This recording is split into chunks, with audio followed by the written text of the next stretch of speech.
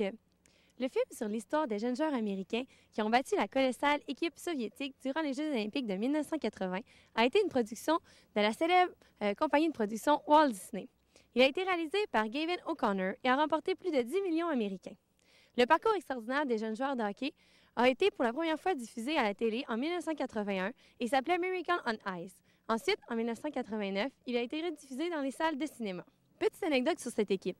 Une semaine avant le tournoi, le fameux tournoi, un match préparatoire a été joué au Madison Square Garden à New York, opposant les Soviétiques aux Américains. Les Américains ont eu une cuisante défaite de 10-3 contre l'équipe soviétique, ce qui a amené les gens à ne pas croire en l'équipe américaine.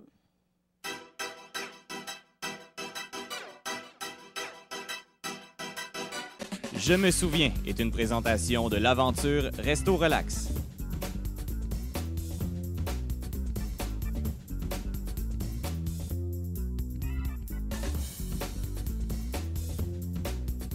On se trouve présentement à l'aventure Resto Relax à Beaupré puisque cette saison Momentum, nous avons une nouvelle capsule et j'ai en ma compagnie celle qui mènera cette chronique tout au long de la saison, Vanessa Langlois. Bonjour. Bonjour. Vanessa, parle-moi un peu de cette fameuse nouvelle chronique.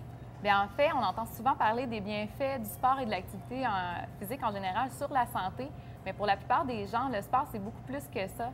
C'est aussi l'occasion de vivre des moments inoubliables entre amis, en famille.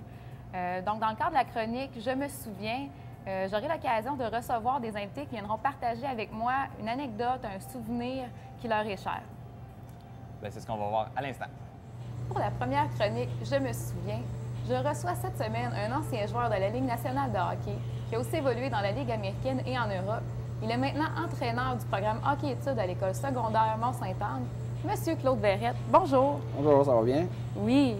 Donc, vous avez une petite anecdote à nous raconter. C'est à propos de votre premier match dans la Ligue nationale, si je ne me trompe pas. Oui, bien sûr. C'est sûr que mon premier match, à ce moment-là, j'évoluais dans la Ligue américaine. Les Américains de Rochester, c'était le club école des Sables de Buffalo.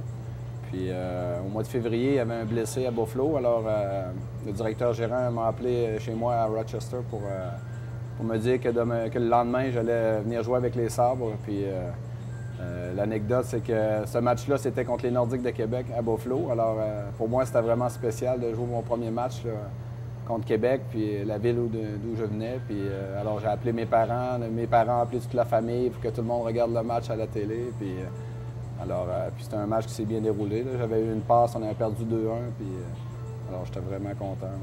Est-ce que c'était plus stressant pour vous, vu que c'était contre les Nordiques, ou c'était un match comme un autre? Bien, peut-être un peu plus, mais disons qu'un coup rendu sur la glace, on pense plus à rien. On pense à notre match, on est concentré, puis ça n'a pas fait de changement.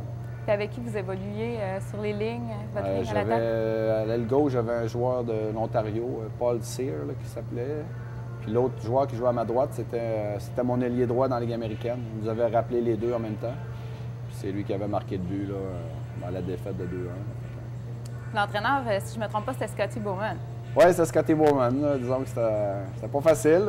C'est sûr qu'avec les jeunes, il était assez dur.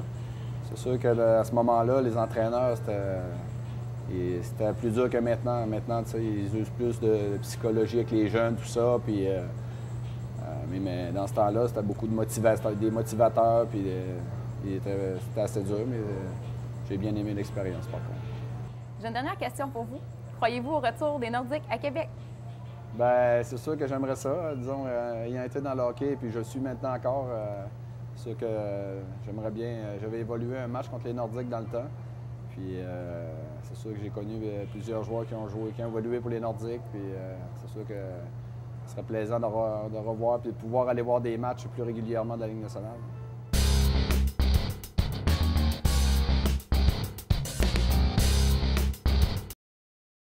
À nouveau cette saison, on retrouve Isabelle Trottier chez PCN à Beaupré pour la chronique santé. Isabelle, cette semaine, on parle de hockey, donc tu nous parles d'un moyen pour contrer l'enflure. Exact, on va parler du bandage compressif.